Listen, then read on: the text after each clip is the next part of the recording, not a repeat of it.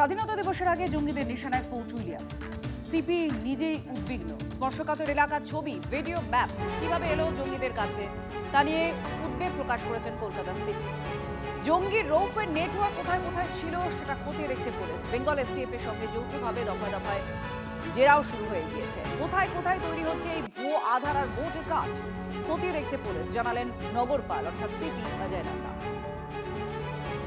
সবসময় আমাদের রাখতে হবে, এটা তো ন্যাশনাল ইম্পর্টেন্সে ডে আছে, সেই জন্য এখানে আমরা বাড়তি নিরাপত্তা সবসময় রাখি এবং ওইভাবে ব্যবস্থা করা হয়েছে। এরা কিভাবে এসে থেকে যাচ্ছে, এটা নজরদারি বাড়ানোর ক্ষেত্রে কি পদক্ষেপ দরকার আছে, খুবই দরকার আছে। আমাদের যেরকম ওয়েস্ট বেঙ্গল এসটিএফ আছে, আমাদের এসটিএফ আছে এবং কিছু ইনফরমেশন আসছে, তখন ওয়ার্কআউট করে আমরা একটা লোককে ধরছি, তারপরে নেটওয়ার্ক কীরকম আছে ওইগুলো তদন্ত চলছে।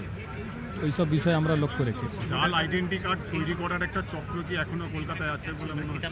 জাল আইডেন্টি কার্ড ওটা হতে পারে, এটা নিয়ে আমরা আধার অথরিটির সঙ্গে একটা মিটিং হয়েছে, আমরা একটা অফলাইন ভেরিফিকেশন রেজিস্ট্রেশন হবে, তো ওটা ইমিডিয়েটলি আমরা পেয়ে যাব কি জাল আছে কি না, এটা নিয়ে কাজ চলছে। আমাদের লোক জয়েন্ট ইন্ট্রোগেশন হচ্ছে না, যেটা ওয়েস্ট বেঙ্গল এসটিএফ কাছে আমাদের লোক সঙ্গে আছে। যে কোনো লোক যদি কোনো এরকম নেটওয়ার্ক সঙ্গে যুক্ত আছে, তো ওটা তো এইখানে থাকুক বা অন্য জায়গায় থাকুক, এটা তো ম্যাটার অফ কনসার্ন আছে। ওইগুলো আমরা এখন দেখছি, কার সঙ্গে ওর লিঙ্ক ছিল, কীভাবে ছিল, কী আর প্ল্যানিং করছিল এবং আর অন্য জায়গায় ওর কারা কারা আছে সঙ্গী সাথী, ওইগুলো বিষয়ে আমরা দেখছি। ফোর্ট উইলিয়ামের তথ্য পৌঁছে গিয়েছে পাক জঙ্গির হাতে। যে পাক জঙ্গি তপসিয়ায় বারবার এসেছে, কলকাতায় বিভিন্ন জায়গায় নিজের নেটওয়ার্কের কাজে ব্যস্ত থেকেছে, সেই জঙ্গির হাতে এই ফোর্ট উইলিয়ামের যাবতীয় তথ্য পৌঁছেছে। কিন্তু কিভাবে, সেটাই মূলত এখন তদন্ত করে দেখছেন বেঙ্গল এসটিএফের তদন্তকারীরা। ফোর্ট উইলিয়াম, যেটা কলকাতা শুধু নয়, দেশের অন্যতম গুরুত্বপূর্ণ কেন্দ্র, এমনকি প্রতিরক্ষার ক্ষেত্রেকেও অন্যতম স্পর্শকাতর এলাকা যে বিবেচিত হয়, সেখানকার যাবতীয় তথ্য হাতে পেল কি করে এই জঙ্গি, সেটাই তো মূলত কোশ্চেন হয়ে দাঁড়াচ্ছে।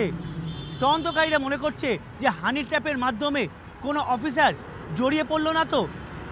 এই রৌফের হাতে যে তথ্যগুলো গিয়েছে, সেই তথ্য কোনো ব্যক্তি যদি ভেতরে না প্রবেশ করে ততক্ষণ পর্যন্ত সে হাতে নিতে পারে না বা সেই তথ্য পেতে পারে না।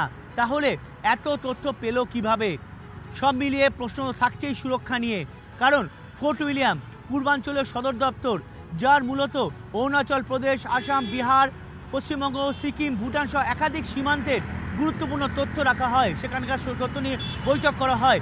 সেই ফোর্ট উইলিয়ামের ভিতরকারে যাবতীয় ইনফরমেশন পাক জঙ্গির হাতে, এমনকি তা মানচিত্র সহকারে। এটা তো একটা গুরুত্বপূর্ণ খামতি বলেই মনে করছেন তদন্তকারীরা। ক্যামেরায় সূর্যেন্দ্রের সঙ্গে সায়ন্ত ভট্টাচার্য, টিভি9 বাংলা, ফোর্ট উইলিয়াম।